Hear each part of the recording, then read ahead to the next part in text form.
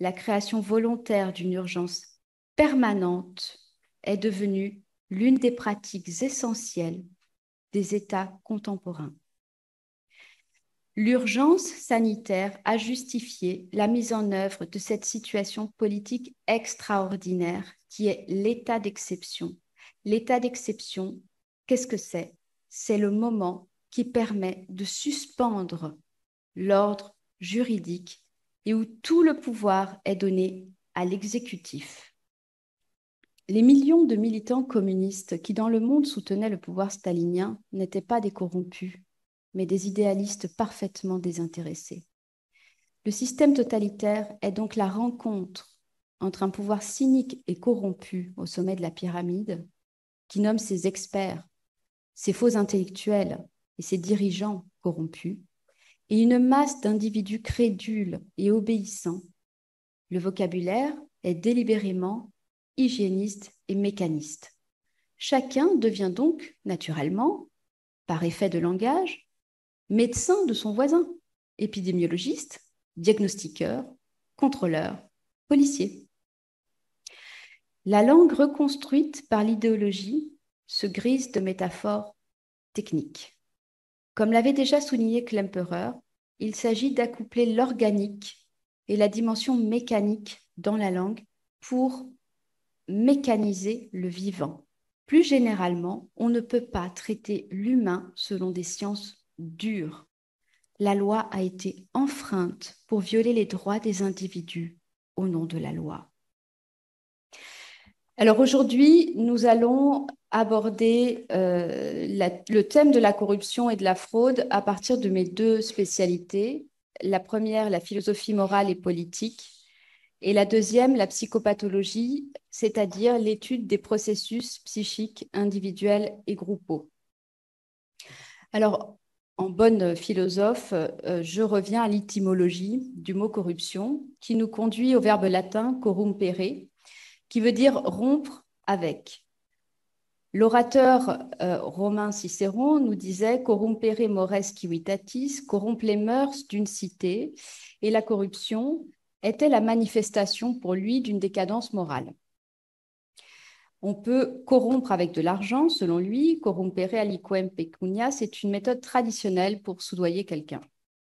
En approfondissant un peu dans le dictionnaire latin-français, le chercheur s'aperçoit que corrumpere vient de cum rompere, briser ensemble, séparer, casser. Détruire. La corruption est une rupture de ce qui lie les êtres entre eux. Les époques corrompues sont celles où un lien entre les êtres se rompt sous la méfiance, l'envie et la haine. Et c'est un peu ce que nous vivons. Et quand on approfondit encore plus avant, rompere provient du latin rupes, qui veut dire paroi de rocher, ravin, grotte, précipice. Avec la corruption, c'est un gouffre qui s'instaure entre l'autre et moi, entre l'État et son peuple, un gouffre qui divise les familles, les amis, les professions et tout simplement l'humanité. De tout temps, le pouvoir est lié à la corruption, aux petits arrangements entre amis, au népotisme. Il existe une idée de corruption dans la pièce de théâtre Antigone, l'Antigone d'Anouilh, où, après avoir exposé à Antigone à quel point ses frères sont des êtres dépravés et cyniques, Créon, le tyran, lui explique que son métier de roi consiste à se salir les mains. Il lui demande donc de retourner dans ses appartements sans parler à personne de ce qui s'est passé. Puisqu'elle est sa nièce, il va la couvrir. Il fera mettre à mort les gardes qui l'ont surprise en train d'accomplir les rites funéraires. Le silence sera gardé, l'affaire sera étouffée, la tragédie n'aura pas lieu et la vie reprendra comme avant. Bien sûr, ce sera très regrettable pour les pauvres gardes qui ont eu le tort de se trouver au mauvais endroit, au mauvais moment, mais c'est bien cela, son métier de roi, se salir les mains. Donc, il y a bien une corruption, parce que si cela n'avait pas été sa nièce, il l'aurait mise à mort sans aucune autre forme de procès. Commençons par ce qui nous arrive avec une analyse générale, philosophique et psychologique de ce que j'ai appelé la dérive totalitaire dès le printemps 2020. Cette dérive totalitaire ne peut fonctionner sans un endoctrinement des masses. L'histoire qui a été racontée au peuple est la suivante. Un ennemi visible ou invisible, imaginaire, nous persécute. Nous devons entrer en guerre contre cet ennemi et cela justifie l'utilisation du harcèlement et tous les moyens sont permis. C'est un délire de persécution. Un ennemi extérieur nous persécute, qui traumatise les individus, les dissocie et les fait entrer dans une psychose de masse, qui les conduit à des passages à l'acte nuisibles, haineux et dangereux qu'ils n'auraient pas commis en d'autres circonstances. Il faut donc un endoctrinement. Dans le système totalitaire, le contenu du délire peut changer. Par exemple, la nature de l'ennemi désigné, et on a vu différentes idéologies, mais la structure reste la même.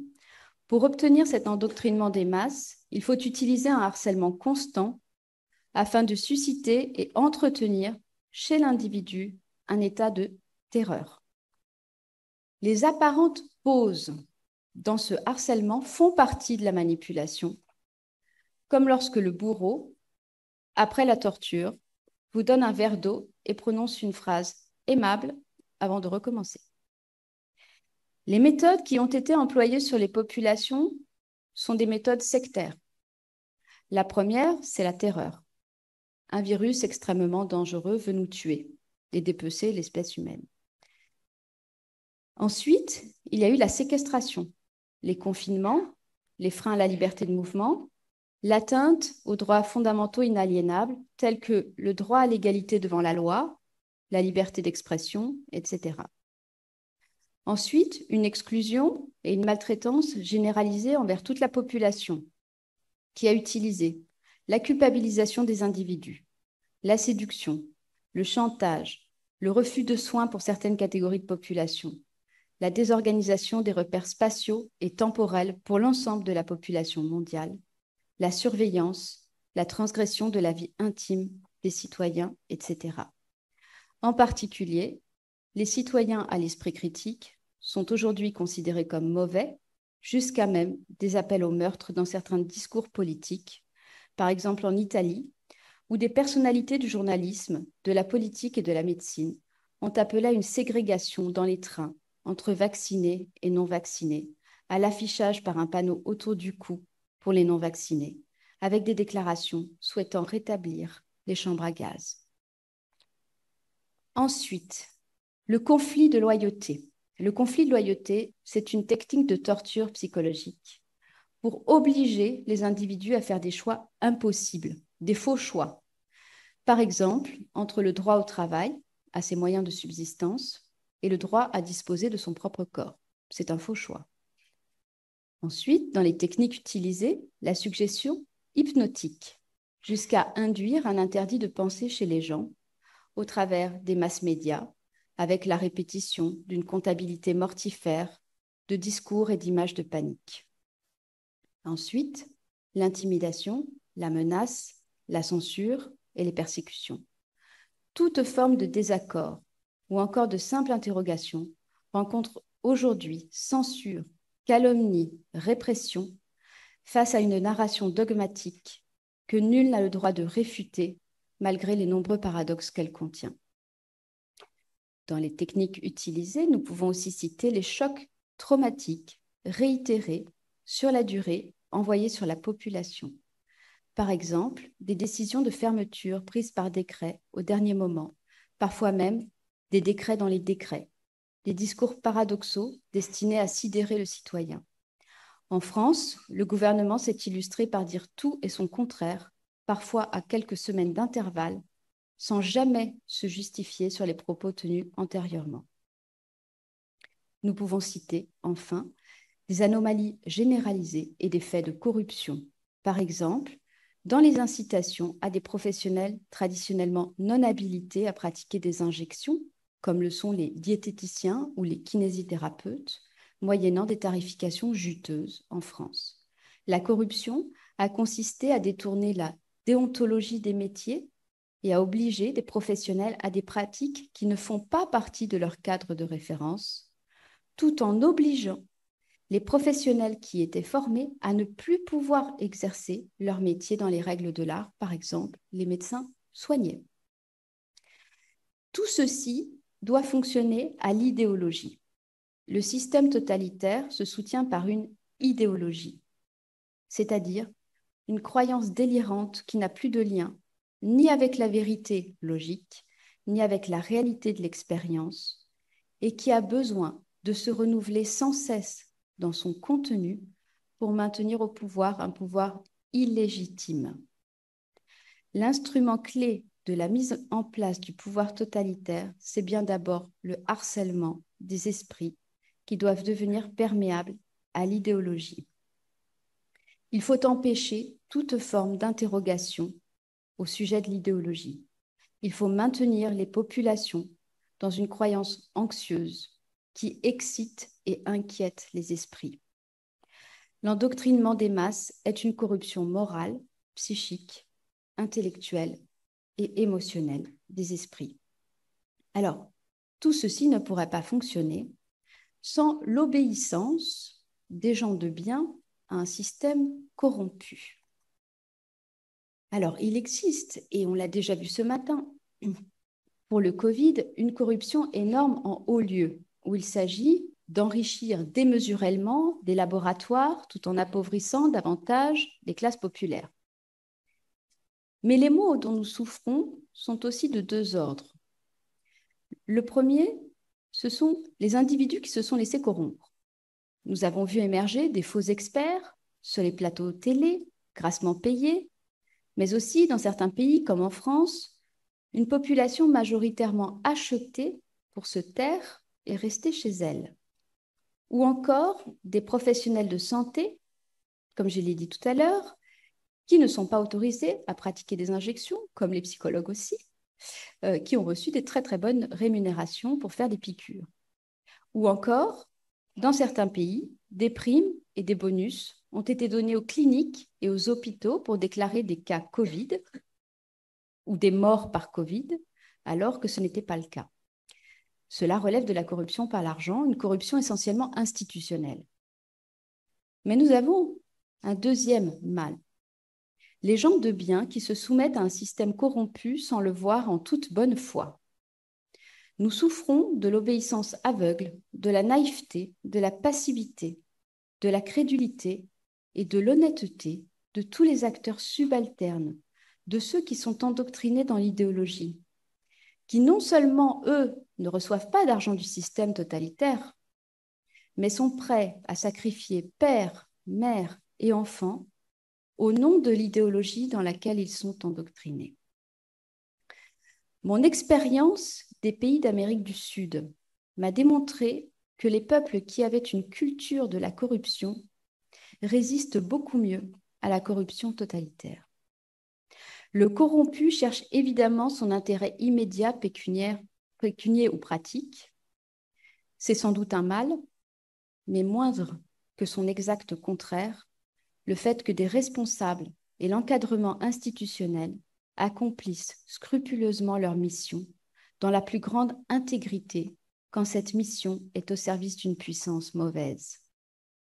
En cela consiste la banalité du mal. Je renvoie évidemment au rapport qu'en a fait Hannah Arendt, la philosophe, au sujet d'Eichmann, qui n'était nullement un personnage corrompu, mais un fonctionnaire zélé qui ne cherchait aucun bénéfice personnel immédiat. C'était sa ligne de défense et elle était parfaitement exacte.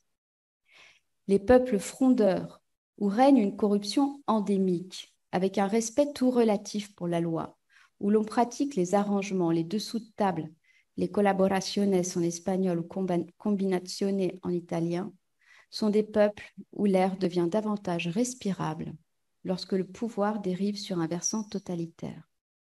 Au contraire, il était impossible, dans le nazisme, de graisser la patte d'un fonctionnaire allemand, pays protestant, puritain, kantien, où le respect de la loi se place au-dessus de tout, même lorsque la loi est devenue déviante.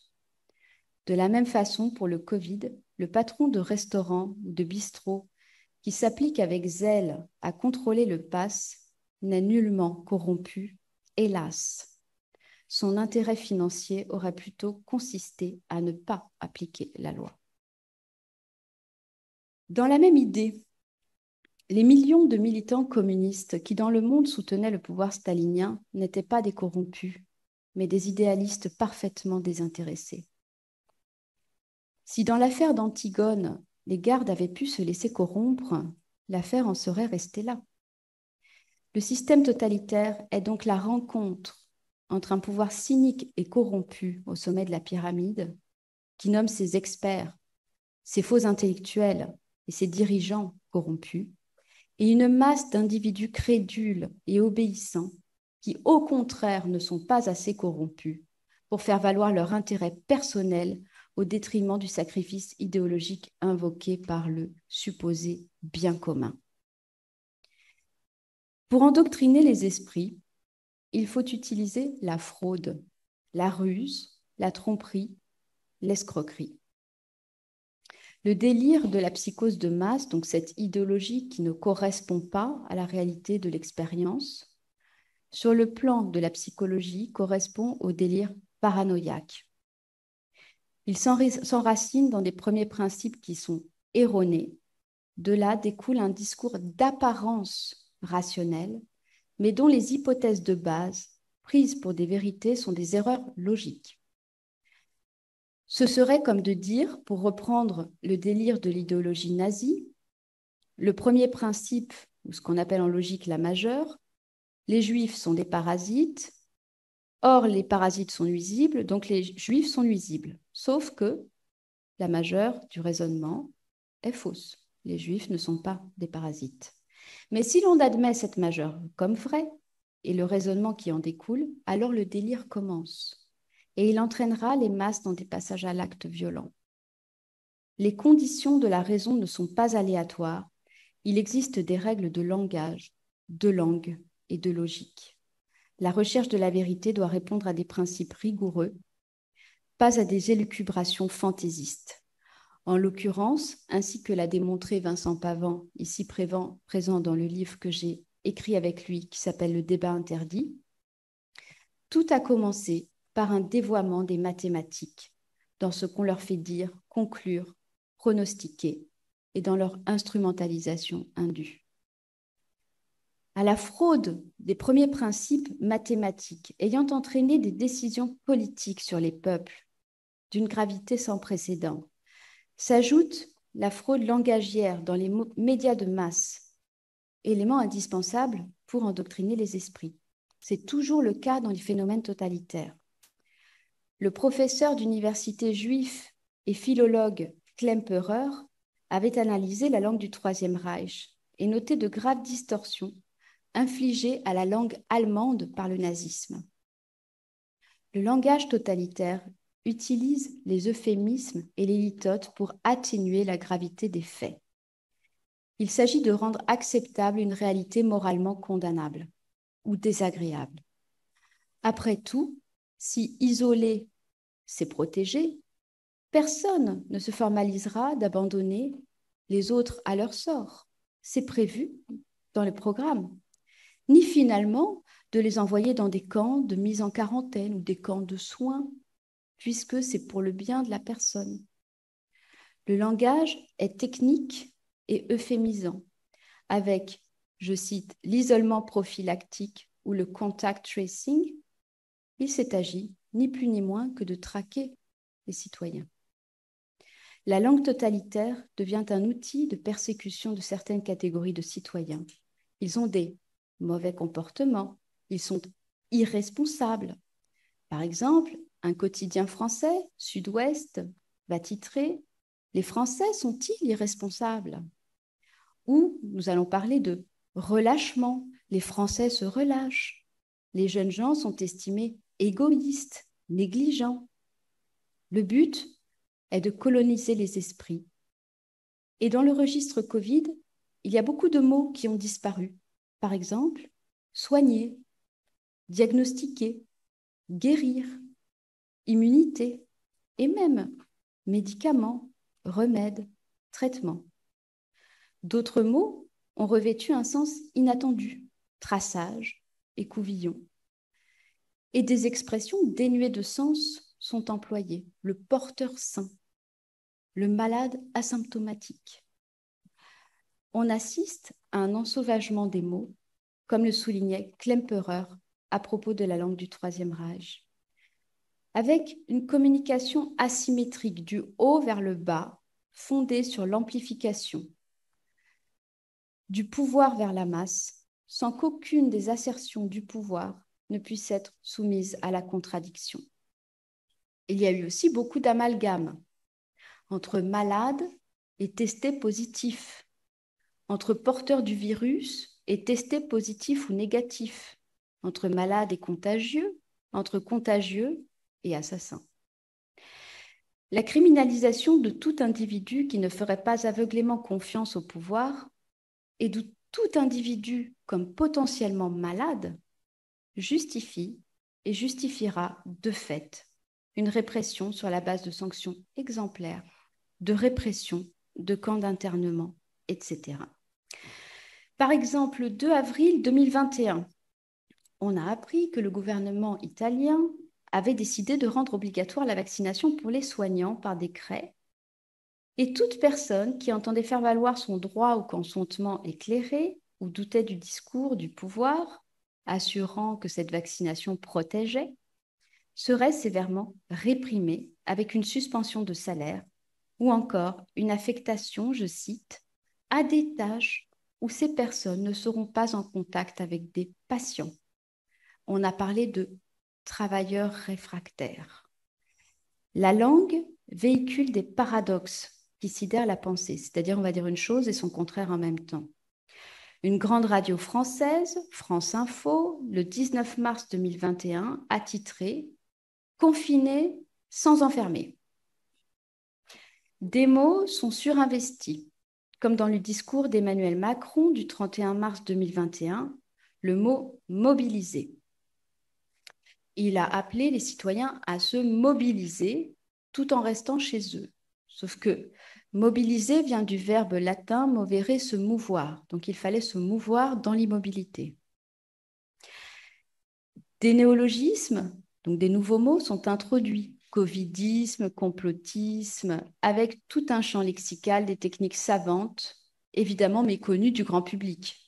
Variants, agents infectieux, asymptomatiques, auto-isolement, cellules hautes, charge virale, chaîne de transmission de l'infection, certificat d'immunité, contagiosité, crise sanitaire, écouvillon, faux négatif, faux positif, foyer infectieux, insuffisance respiratoire, quarantaine, période d'incubation, porte d'entrée et porte de sortie, taux de létalité, taux de mortalité, comorbidité, etc., etc. J'en cite délibérément un certain nombre, mais il y en a encore beaucoup. La langue ne devient plus un mode de communication, donc de relation entre les individus, mais de séparation, d'incompréhension, de division, de confusion. Tout ce vocabulaire réservé traditionnellement à l'infectiologie pour des études scientifiques complexes est perfusé à l'ensemble du corps social. Le vocabulaire est délibérément hygiéniste et mécaniste. Chacun devient donc, naturellement, par effet de langage, médecin de son voisin, épidémiologiste, diagnostiqueur, contrôleur, policier. La santé, c'est le contrôle. Des comparaisons et des analogies hasardeuses ont également été utilisées. Je prendrai pour exemple le directeur général de la santé en France, Jérôme Salomon, lors de son audition à l'Assemblée nationale sur la gestion de la crise sanitaire du coronavirus, dans laquelle il affirma « Dans l'histoire, elle peut être comparée à la pandémie de peste de 1347. Pour mémoire, la peste avait emporté la moitié de la population européenne. La langue reconstruite par l'idéologie se grise de métaphores techniques. Comme l'avait déjà souligné Klemperer, il s'agit d'accoupler l'organique et la dimension mécanique dans la langue pour mécaniser le vivant. Alors, je prends un exemple. On nous a parlé de mesures de freinage. Je vais citer C'est le site du gouvernement français, du ministère de l'Intérieur sur les déplacements internationaux. En cas d'urgence caractérisée par l'apparition d'un variant susceptible de présenter un risque de transmissibilité accrue ou d'échappement immunitaire, le mécanisme de frein d'urgence sera activé et le pays sera alors classé en liste rouge avec des mesures de rétorsion sur la population. Le tour de force de tout ceci consiste à la fois à déshumaniser l'être humain et à humaniser ce qu'il n'est pas. Je fais une petite parenthèse, j'avais déjà noté ce fait dans un livre antérieur, Psychopathologie de la paranoïa, dans le rapport des nazis aux animaux, où ils humanisaient les animaux, mais déshumanisaient et animalisaient les êtres humains. Donc, nous en avons eu ici de nombreux exemples avec la personnification d'un virus dont on nous a dit, je cite Emmanuel Macron, qu'il circule de plus en plus vite et qu'il est un ennemi invisible, insaisissable, qui progresse. Et qu'il faut, je continue de le citer, prendre en tenaille, et bien sûr, à qui il faudra faire la guerre. Discours du 16 mars 2020 et du 31 mars 2021. Le registre est donc guerrier avec un virus petit soldat ou grand soldat qui aurait l'intention de nous tuer. J'ai tout de même envie de rappeler que dans une cuillère à soupe d'eau de mer, il y a plus de virus que d'habitants en Europe. Et que 8% du génome humain est d'origine virale, que les virus sont bien présents avant l'espèce humaine sur Terre et qu'ils ont même contribué à donner naissance à la vie cellulaire. Alors enfin, sans surprise, pour continuer ce lavage de cerveau, il faut utiliser les slogans. Les slogans fonctionnent à la répétition et servent aussi à conjurer l'angoisse de la population parce que nous allons répéter des sortes de mantras de façon massive. Alors, protégez-vous, protégez les autres, sauvez les jeunes en confinant les vieux. Quand on aime ses proches, on ne s'approche pas. La responsabilité, c'est la confiance, nous a dit Emmanuel Macron le 31 mars 2021, etc. Le viol politique de la langue est sans doute la fraude la plus invisible et la plus dangereuse, car la langue trafiquée perd toute une gamme d'émotions pour terroriser, manipuler l'empathie, désigner des ennemis et culpabiliser. Les mots qui ne veulent plus rien dire pour désigner la réalité qui nous entoure conduisent aux pires tragédies de l'histoire. Je vais prendre cet exemple très célèbre. Staline avait bien appelé la Constitution de 1936 la Constitution la plus démocratique du monde, tout en procédant aux rafles arbitraires dans sa population et aux liquidations sauvages de ses généraux. Je vais maintenant approfondir la question de la fraude avec la fraude épistémologique. L'épistémologie consiste pour la philosophie à étudier les conditions d'exercice de la science. Je vais résumer les principales fraudes épistémologiques dans la crise qui nous occupe. La première, les premiers principes ayant entraîné les décisions politiques sur les confinements et autres mesures supprimant nos droits fondamentaux sont des mensonges, des erreurs grossières qui trahissent la logique, subvertissent la science en instrumentalisant les mathématiques. La deuxième fraude. La science n'est plus un outil de discernement et de recherche, mais devient un instrument politique de contrôle au fonctionnement inquisitorial. Troisième fraude. La science n'est plus le lieu du doute et du débat, mais le lieu de la certitude idéologique et du dogme religieux. D'ordinaire, en science, nous avançons par des paradigmes qui évoluent, ce que l'on appelle d'ailleurs des révolutions scientifiques. Nous sommes toujours impuissants par rapport à la complexité du monde qui nous entoure. Le scientisme se débarrasse de toute cette complexité, proclame une vérité qui est un dogme, évacue le débat et la controverse.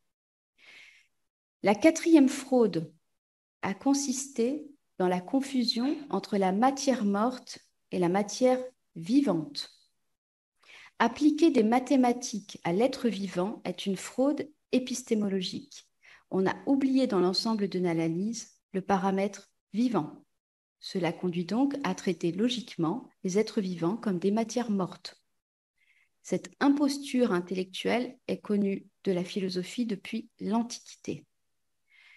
Une cinquième fraude épistémologique est la confusion entre les sciences opératives et les sciences spéculatives. Je vais vous expliquer. Nous devons cette distinction à l'immense philosophe Boès au 5e siècle après Jésus-Christ. La médecine opère sur le réel, interagit avec le réel, avec le patient, avec la réalité de son expérience. Elle ne peut pas du tout fonctionner de la même manière que les sciences spéculatives qui, elles, restent dans le pur concept, comme les mathématiques ou la philosophie. La fraude a donc consisté à rester dans le pur concept et l'abstraction pour parler de maladie et de santé. Plus généralement, on ne peut pas traiter l'humain selon des sciences dures. Ce réductionnisme est une imposture. Appuyer la science spéculative au détriment de la science opérative a tout simplement permis de soumettre le politique à la science ou la science à la politique. Confondre la médecine avec une science spéculative a permis aussi de s'exonérer de toute boucle rétroactive avec l'expérience, avec le retour d'expérience, avec les faits. Le philosophe italien Giorgio Agamben a rappelé que le dévoiement de la pratique médicale constitue le principe par excellence du totalitarisme. Les régimes totalitaires utilisent toujours le scientisme et en particulier la médecine qui permettent un contrôle sur les corps pour asseoir une pseudo-légitimité à leur existence. Et ils exigent une sorte de ferveur religieuse envers ce scientisme. En résumé, il est impossible d'appliquer des concepts scientifiques issus des sciences dures, qui sont des sciences de la matière morte, à l'expérience politique, morale et spirituelle humaine. La démarche scientifique, portée au-delà des limites qui sont les siennes, est alors utilisée pour tenter de justifier des démarches qui ne sont en réalité ni scientifiques ni humaines. Alors, ces fraudes scientifiques en cascade ont conduit au réductionnisme de l'individu à un état viral, une unité mathématique, un plus, un moins, un cas positif, un cas négatif, à un code barre. La définition de la santé s'est insidieusement transformée en absence de maladie potentielle, ce qui réduit le corps humain à une nature inerte et pure qui devrait se défendre contre des virus extérieurs à elle qui, eux, seraient impurs. Les virus ne sont pas des menaces pour l'être humain dans le sens où ils servent à renforcer les anticorps. Le philosophe Canguilhem proposait une toute autre définition de la santé qui, si elle avait été suivie, aurait indubitablement changé l'orientation politique qui a été prise. La santé, c'est le luxe de pouvoir tomber malade et de s'en relever. Toute maladie est au contraire la réduction du pouvoir d'en surmonter d'autres. Vivre pour l'animal déjà, il y a plus forte raison pour l'homme, ce n'est pas seulement végéter et se conserver, c'est affronter des risques et en triompher. La maladie n'est donc pas un ennemi à abattre comme en temps de guerre, mais un déséquilibre interne qu'il convient de comprendre pour pouvoir œuvrer à rétablir l'équilibre. Je vais poursuivre par la fraude politique et juridique. La philosophie politique réfléchit aux conditions d'exercice du pouvoir et du droit. Dans la crise Covid, la fraude politique et juridique a été très bien mise en lumière par le philosophe italien, toujours lui, Giorgio Agamben, et elle consiste dans la problématique suivante. Il a fallu légitimer l'état d'exception. L'État nazi, qu'Hitler promulgua le 28 février 1933 par un décret pour la protection du peuple et de l'État, suspendait les articles de la Constitution de Weimar relatifs aux libertés personnelles. Le décret ne fut jamais révoqué, si bien que tout le Troisième Reich peut être considéré d'un point de vue juridique comme un état d'exception qui a duré 12 ans. Je vais citer Agamben dans État d'exception Homo sacer. Le totalitarisme peut être défini en ce sens comme l'instauration par l'état d'exception d'une guerre civile légale qui permet l'élimination physique non seulement des adversaires politiques, mais de catégories entières de citoyens qui, pour une raison ou une autre, semblent non intégrables dans le système politique. Dès lors, la création volontaire d'une urgence permanente est devenue l'une des pratiques essentielles des États contemporains. L'urgence sanitaire a justifié la mise en œuvre de cette situation politique extraordinaire qui est l'état d'exception. L'état d'exception, qu'est-ce que c'est? C'est le moment qui permet de suspendre l'ordre juridique et où tout le pouvoir est donné à l'exécutif. Le Parlement devient un instrument de l'exécutif qui ratifie les décrets promulgués par le pouvoir exécutif. En clair, c'est la fin de la séparation des pouvoirs exécutifs, législatifs et judiciaires, qui sont pourtant la règle absolue pour éviter tout glissement vers l'arbitraire. Et je renvoie à Montesquieu.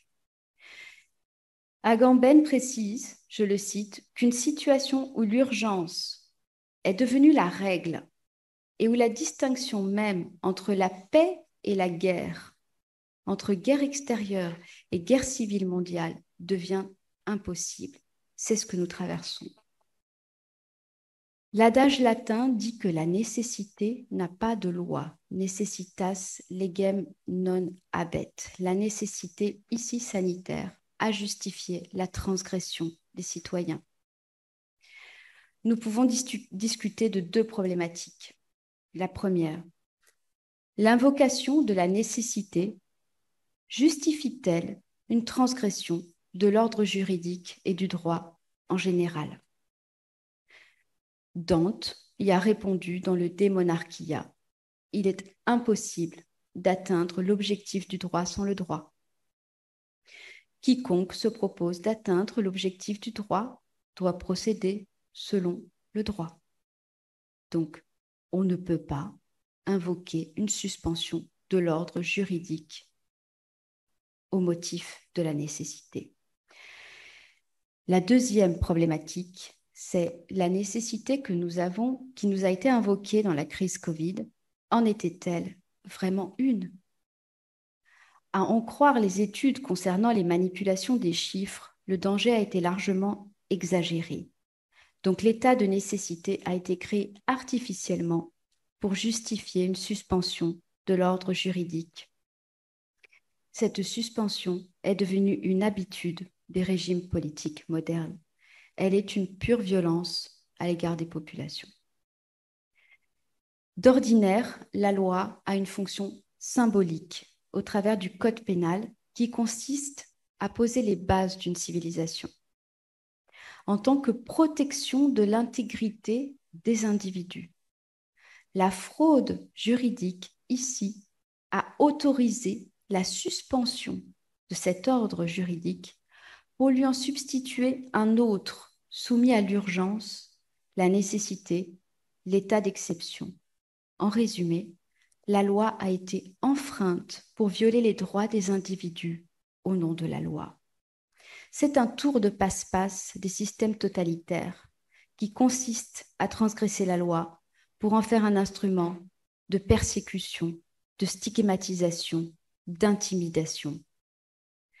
Faire valoir ses droits naturels dans l'ordre juridique républicain, se mouvoir par exemple, ne pas être stigmatisé ou le droit au travail, est aujourd'hui une transgression de l'ordre juridique totalitaire. La fraude morale maintenant.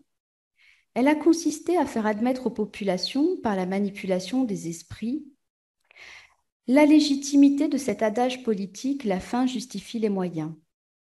Les consciences ont été manipulées par des cabinets d'influenceurs au nom du bien commun.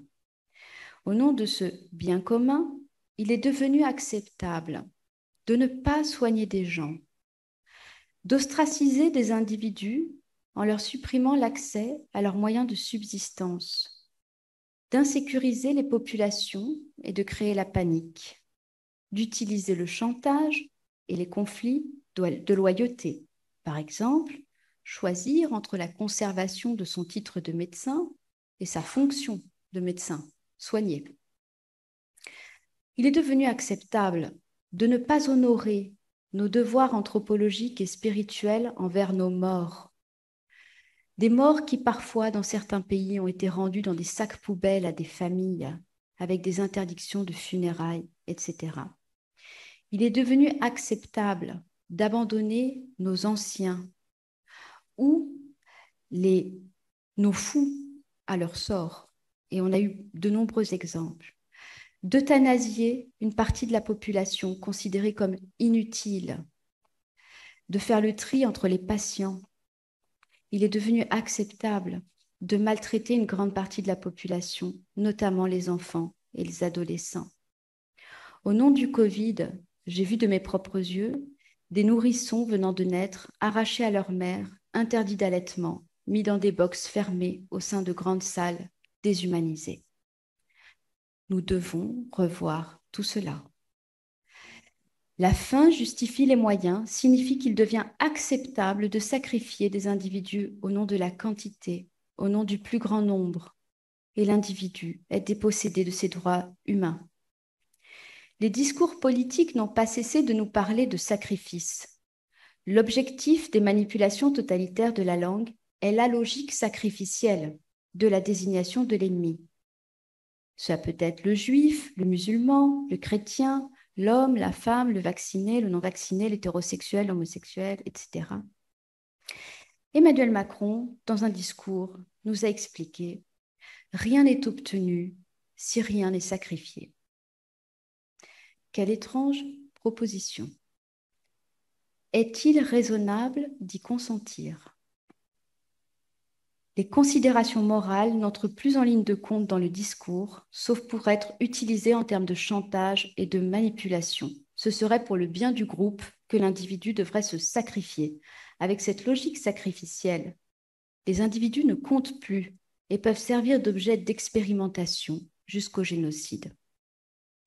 Il n'y a plus de limite, ni morale, ni juridique, ni spirituelle. Le citoyen est traité comme un prisonnier sous liberté conditionnelle. On nous parle de bracelet électronique. Pour finir, je ne me lasse pas de cette phrase d'Arthur Koestler dans Le Zéro et l'Infini pour diagnostiquer l'impasse dans laquelle nous sommes. Il n'y a que deux conceptions de la morale humaine et elles sont à des pôles opposés. L'une d'elles est chrétienne et humanitaire. Elle déclare l'individu sacré et affirme que les règles de l'arithmétique ne doivent pas s'appliquer aux unités humaines qui, dans notre équation, représentent soit zéro, soit l'infini. L'autre conception part du principe fondamental qu'une fin collective justifie tous les moyens et non seulement permet, mais exige que l'individu soit en toute façon subordonné et sacrifié à la communauté, laquelle peut disposer de lui, soit comme d'un cobaye qui sert à une expérience, soit comme de l'agneau que l'on offre en sacrifice. Alors, l'un des moyens pour soumettre les gens, c'est effectivement de les contraindre dans plein d'absurdités et de paradoxes, parce qu'au bout d'un moment, on n'arrive plus à penser ce qui se passe. Parce que tout simplement, c'est tellement absurde que, premièrement, on n'y croit pas, Et deuxièmement, un jour c'est blanc, le lendemain c'est noir, et le troisième jour c'est gris, et le quatrième jour c'est les trois couleurs en même temps. Donc tout ceci fait partie d'un conditionnement mental. Il faut que ce soit absurde, absolument illogique et absurde pour faire en sorte de décérébrer, de pratiquer le lavage de cerveau. Maintenant, l'objectif du totalitarisme, on pourrait dire que c'est le contrôle, mais c'est un objectif plus exactement tout à fait génocidaire. C'est-à-dire il faut supprimer une grande partie de la population. Et la façon d'y parvenir, c'est effectivement de faire en sorte que, à l'intérieur même de la population, il y ait une persécution telle que, et qui change d'ailleurs, qu'il y ait des ennemis qui sont désignés, et ces ennemis vont changer. Et finalement, comme le disait Hannah Arendt, Kessler, le totalitarisme, c'est une mère qui dévore ses enfants. C'est-à-dire que l'apogée du totalitarisme, c'est l'autodestruction. C'est-à-dire que c'est vers ce vers quoi on va. Des sociétés qui vont s'autodétruire avec la participation, malheureusement, et sans cette participation, ça ne se produirait pas, la participation d'une majorité de citoyens. Je dirais que bien sûr, il faut diagnostiquer le problème. Le problème, c'est que nous avons des personnes qui sont sous un mécanisme de défense, comme on appelle ça en psychologie, qui se nomme le déni. Alors, le déni d'une situation, c'est l'incapacité pour la personne de se représenter la situation parce qu'elle est insupportable. Et notamment, l'idée qui est insupportable, c'est de devoir renoncer à son illusion que nos gouvernements étaient gentils et que nous sommes dirigés par des malades. Et ceci est tellement insécurisant que la personne ne parvient pas, même pas, à concevoir cette hypothèse.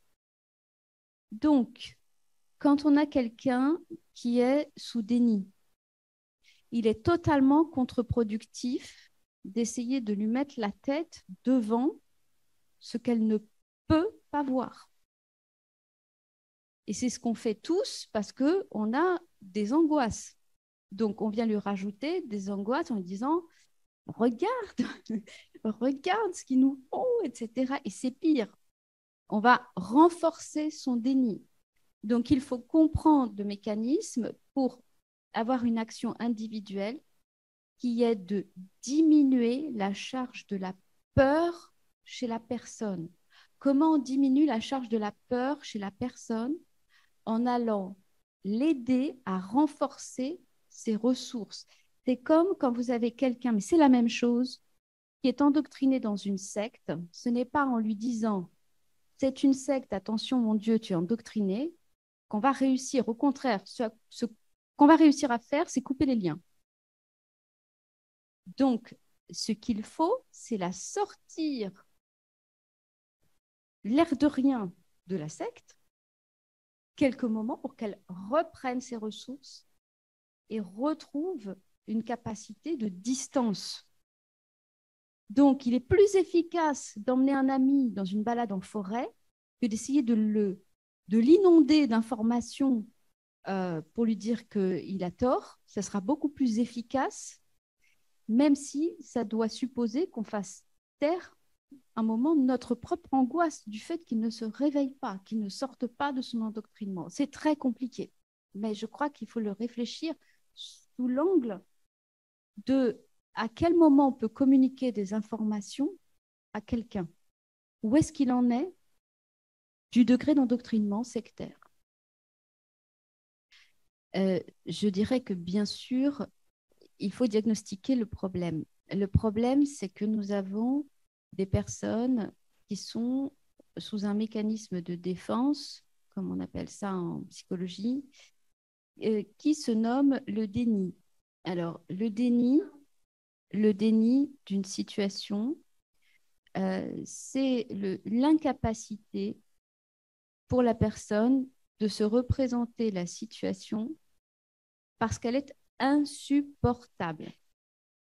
Et notamment, l'idée qui est insupportable, c'est de devoir renoncer à son illusion que nos gouvernements étaient gentils et que nous sommes dirigés par des malades. Et ceci est tellement insécurisant que la personne ne parvient pas, même pas, à concevoir cette hypothèse. Donc, quand on a quelqu'un qui est sous déni, il est totalement contre-productif d'essayer de lui mettre la tête devant ce qu'elle ne peut pas voir. Et c'est ce qu'on fait tous parce qu'on a des angoisses. Donc, on vient lui rajouter des angoisses en lui disant « Regarde, regarde ce qu'ils nous font, etc. » Et c'est pire. On va renforcer son déni. Donc, il faut comprendre le mécanisme pour avoir une action individuelle qui est de diminuer la charge de la peur chez la personne. Comment on diminue la charge de la peur chez la personne? En allant l'aider à renforcer ses ressources. C'est comme quand vous avez quelqu'un, mais c'est la même chose, qui est endoctriné dans une secte. Ce n'est pas en lui disant « c'est une secte, attention mon Dieu, tu es endoctriné », qu'on va réussir. Au contraire, ce qu'on va réussir à faire, c'est couper les liens. Donc, ce qu'il faut, c'est la sortir l'air de rien de la secte, quelques moments pour qu'elle reprenne ses ressources et retrouve une capacité de distance. Donc, il est plus efficace d'emmener un ami dans une balade en forêt que d'essayer de l'inonder d'informations pour lui dire qu'il a tort. Ça sera beaucoup plus efficace, même si ça doit supposer qu'on fasse taire un moment notre propre angoisse du fait qu'il ne se réveille pas, qu'il ne sorte pas de son endoctrinement. C'est très compliqué, mais je crois qu'il faut le réfléchir sous l'angle de à quel moment on peut communiquer des informations à quelqu'un. Où est-ce qu'il en est du degré d'endoctrinement sectaire?